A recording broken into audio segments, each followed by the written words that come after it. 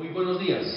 Me encuentro en el auditorio de la Universidad Nacional Abierta y a Distancia Sogamoso para realizar una ponencia con respecto a un tema que se trata del pensamiento social y sociológico latinoamericano. Durante el evento se van a tratar varios temas, vamos a desarrollar una estructura definida con cada tema y al final pues hacemos un reconocimiento y un agradecimiento. Mi nombre es Max Linder Sosa, estudiante de la UNAD. Durante el desarrollo de las diferentes actividades realizadas por la entidad universitaria se sugirieron muchas lecturas. Vale la pena recordar que durante nuestra época de infancia tuvimos algunos docentes quienes nos orientaron en estas lecturas.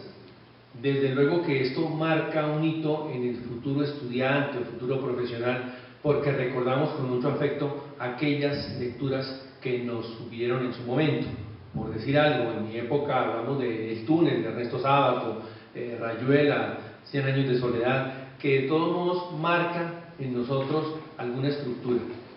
Posteriormente viene la época del colegio, donde es determinante.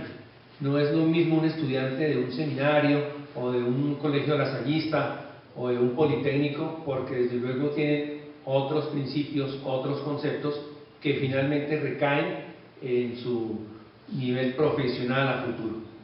Dentro de los pensamientos sociológicos latinoamericanos pues vemos varios fenómenos. Obviamente que el sociólogo es la persona fundamental en este aspecto. El sociólogo es la persona que estudia el comportamiento social. En algunos libros aparecen como decir que el sociólogo es una materia, es una ciencia.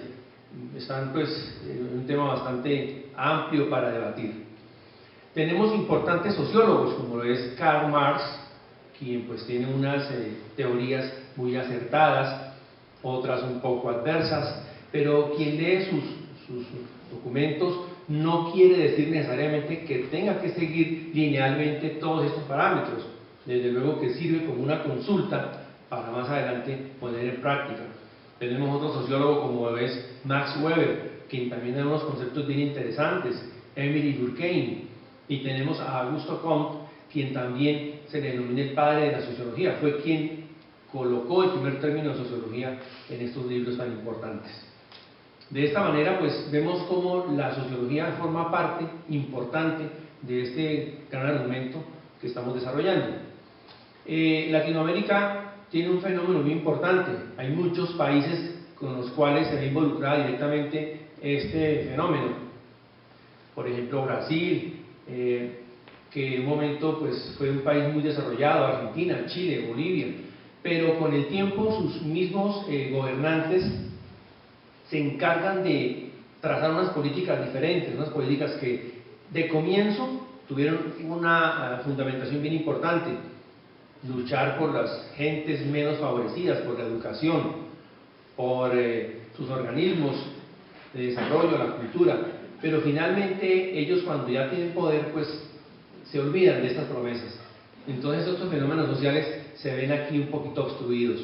Finalmente optan por ser reelegidos. Eso ocurre por ejemplo en Ecuador con el señor Correa, en Venezuela, Argentina, Chile, Uruguay, Paraguay. Entonces vemos que estos líderes se convierten como en una obsesión para ellos continuar con ese liderazgo. Aparecen posteriormente las escuelas literarias. Tenemos también las escuelas sociológicas latinoamericanas, que también obviamente dieron un gran aporte al desarrollo de los países latinoamericanos. Tenemos la escuela de la dependencia, tenemos la escuela de la revolución, tenemos la escuela de la colonialidad, tenemos la escuela de la liberación, tenemos la escuela de la subalternidad, tenemos la escuela de los estudios culturales y tenemos la escuela del desarrollo y subdesarrollo. Obviamente que cada escuela, cada corriente tiene su representante, tiene sus organizaciones, tiene su organismo, tiene su desarrollo de cada actividad. Y tienen sus representantes, no queriendo decir con esto que se tengan que seguir ciertos lineamientos. Ellos son libres en exponer sus ideas y comparten, ¿por qué no?, con otras escuelas. Algunas imágenes que vemos acá de las corrientes no corresponden directamente a la escuela como tal. Durante la investigación se desarrolló la fotografía y se apuntaron imágenes que complementarían la información desarrollada pues para la exposición y para tenerla dentro del concepto que se está exponiendo el día de hoy. Es importante recalcar la actividad que ejerció el señor Aníbal Quijano, que fue un gran exponente, un sociólogo peruano, quien formó y representó la escuela de la colonialidad y de la decolonialidad. Muy importante, un señor de 90 años, estuvo en Estados Unidos, en la Universidad de Vermont, como profesor, y en mayo de este año, 2020, ya cumple 2 años de haber fallecido. Se han hecho muchos honores por su gran intelecto y por toda esa dinámica que él ha ejercido en la sociología. Entonces, de esta manera, Latinoamérica, que es un foco importante, los países europeos y occidentales dicen que sin Latinoamérica no habría una historia, no tendríamos cómo definir los conceptos sociológicos y latinoamericanos. Sin embargo, Latinoamérica es bastante heterogénea por sus países, como lo decíamos hace un momento. Son muchos gobiernos, la comunidad finalmente adopta por conductas que son tendientes a buscar el tema de la democracia, pero finalmente ocurren fenómenos como explicaba con el tema Brasil. En Brasil, el señor Bolsonaro, quien fue reelegido hace poco, el señor es un ex capitán. Entonces se teme que de pronto llegue la dictadura, se teme que el gobierno no funcione bien. Sin embargo, hasta el momento pues ha desarrollado una actividad pues, muy democrática. Colombia pues no se queda atrás. Obviamente Colombia también tiene un fenómeno muy interesante. Colombia, tenemos que en 1848 nace el Partido Liberal, en 1849 el Partido Conservador, que son los dos partidos políticos con los cuales inició el país. Y desde entonces se viene esa polémica porque pues no hubo armonía. Eso ocurrió en ese año. Ya para el año 2000 tenemos más de 40 partidos políticos en Colombia. Y seguramente que en unos años serán más partidos políticos. ¿A qué obedece esto? Sencillamente a que la gente pues quiere como optar otras medidas, optar otros conocimientos, guiarse por otros senderos en los cuales se le indique que quieren algo nuevo, algo diferente, integración, quieren cultura, quieren educación, quieren seguridad. Entonces nacen más de 40 partidos políticos. Por ejemplo, me llama la atención uno, no porque sea seguidor del movimiento, sino tal vez su nombre, el Partido de los Decentes. El Decentes es un equipo que se conforma con unos que emigraron de otros partidos y se unieron unos con otros. También tenemos los de derecha, los de centro y los de izquierda. Entonces, aún en la izquierda hay extrema izquierda. Entonces, no están conformes con su partido, no están conformes con sus lineamientos y nace otro partido político y obviamente pues la gente, la sociedad en busca de nuevos cambios acude a esos partidos políticos. Aparece otro partido político como es el Partido Verde. El Partido Verde también que es conformado por otra segregación de otras corrientes políticas que también tiene buenos seguidores y de pronto se proyecta un cambio para que la comunidad y la sociedad pues vea en estos líderes políticos una esperanza, un nuevo gobierno, un nuevo horizonte, un nuevo norte, principalmente para Colombia, que es el país más afectado. Colombia tiene varios fenómenos democráticos y Colombia pues, es un país, que es nuestro país obviamente, pero presenta una tasa de pobreza muy alta. Los más, digamos, terratenientes, los más adinerados, es la mayoría, el 90%, 95%, y el 1.54% es la pobreza.